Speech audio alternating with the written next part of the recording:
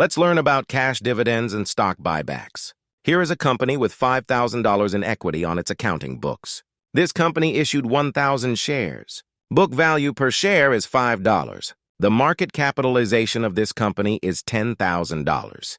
Market price per share is $10. The concept of comparing book value of equity and market capitalization is called PBR. This company's PBR is calculated as 2.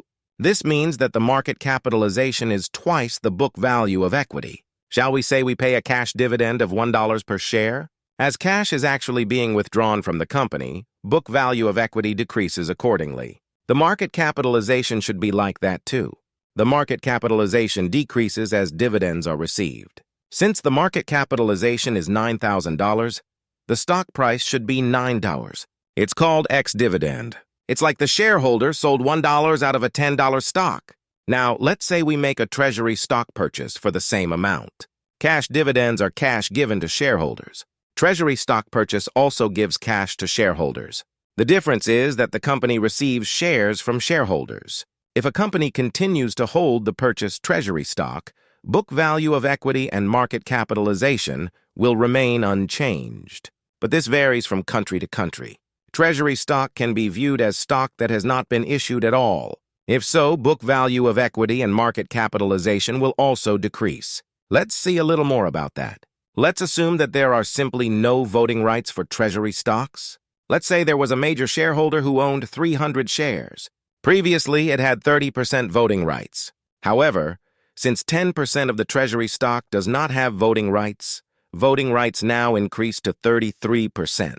If there is a dispute over management rights, the treasury stock held may be sold to a white knight. Then, voting rights, including friendly forces, increase further to 40%. A company may purchase its own stock because the market price is judged to be too cheap due to a temporary economic shock.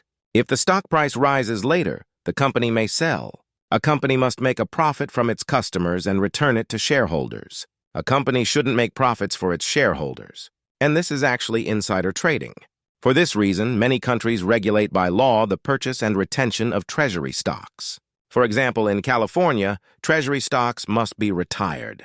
Now let's compare why this is with the case of retiring treasury stocks. Stock buyback is buying stocks with cash and retiring them from the ledger.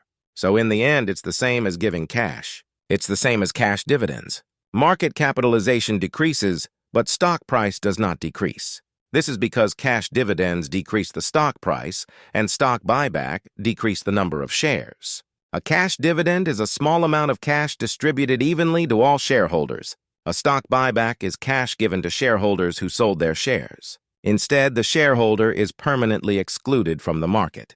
The 4 remaining shareholders who did not sell their shares can be seen as having received the shares of the 5th shareholder who has now retired, because the stake has increased. When cash dividends are paid, there is an ex-dividend. There is no ex-dividend on stock buyback. So you can think that the stock price rises due to stock buyback.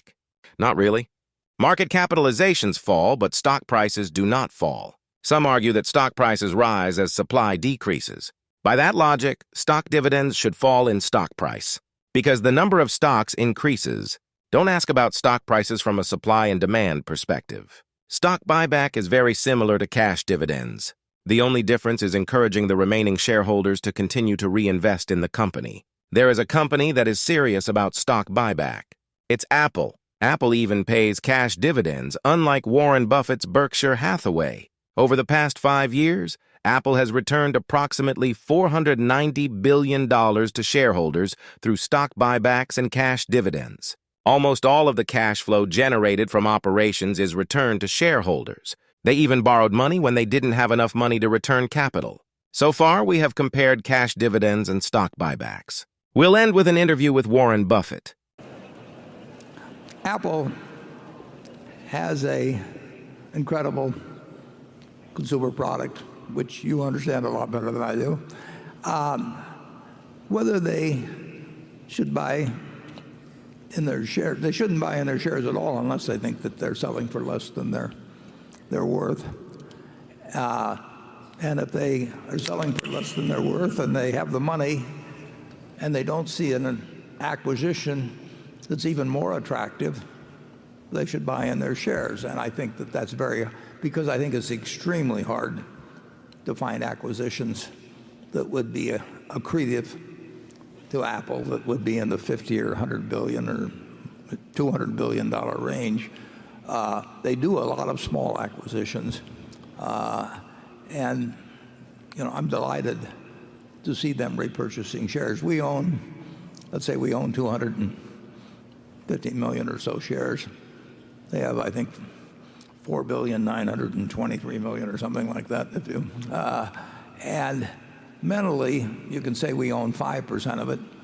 But I figure with the passage of a little time, we may own 6 or 7% simply because they repurchase shares. And I find that if you got an extraordinary product and ecosystem, and there's lots to be done, I love the idea of having our 5% or whatever it may be grow to 6 or 7% without us laying out a dime.